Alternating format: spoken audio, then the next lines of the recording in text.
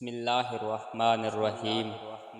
حضرت سفیان بن عبداللہ ثقفی رضی اللہ تعالی عنہ فرماتے ہیں، میں نے عرض کی یا رسول اللہ صلی اللہ علیہ وآلہ وسلم، آپ مجھے کوئی ایسی بات ارشاد فرما دیجئے جس کو میں مضبوطی سے تھام لوں۔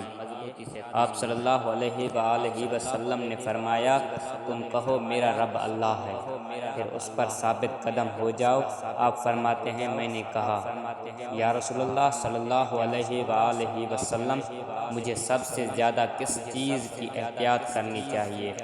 آپ فرماتے ہیں، حضور صلی اللہ علیہ وآلہ وسلم نے اپنی زبان پکڑ کر فرمایا، اس کی۔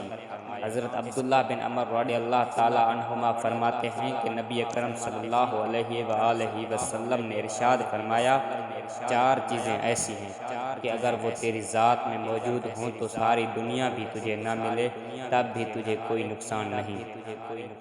امانت کی حفاظت، سچ بولنا، حسن اخلاق، رزق حلال۔ حضرت ابو امامہ رضی اللہ تعالی عنہ فرماتے ہیں کہ رسول اللہ صلی اللہ علیہ وآلہ وسلم نے ارشاد فرمایا، اللہ تعالیٰ تمہیں مصیبت کے ساتھ جانچتا ہے، حالانکہ وہ تمہیں اچھی طرح جانتا ہے، جیسا کہ تم سونے کو آگ کے ساتھ جانچتے ہو۔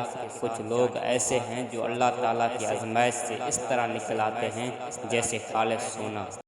یہ وہ لوگ ہیں جن کو اللہ تعالیٰ نے گناہوں سے بچا کر رکھا، اور کچھ لوگ ایسے ہیں جو سونے کی طرح نکلتے ہیں مگر اس سے ذرا کم۔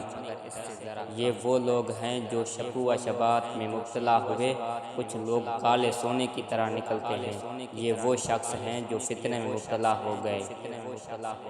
حضرت عبداللہ بن عمر رضی اللہ تعالی عنہ فرماتے ہیں کہ نبی اکرم صلی اللہ علیہ وآلہ وسلم نے ارشاد فرمایا، دنیا مومن کے لیے قید خانہ اور قحط ہے، جب وہ دنیا سے نکلتا ہے تو قید سے اور قحط سے نکلتا ہے۔ قتادہ بن نعمان رضی اللہ تعالی عنہ فرماتے ہیں کہ رسول اللہ صلی اللہ علیہ وآلہ وسلم نے ارشاد فرمایا، جب اللہ تعالیٰ اپنے کسی بندے سے محبت کرتا ہے تو اس کو دنیا سے اس طرح بچاتا ہے جیسے تم اپنے مریض کو پانی سے بچاتے ہو۔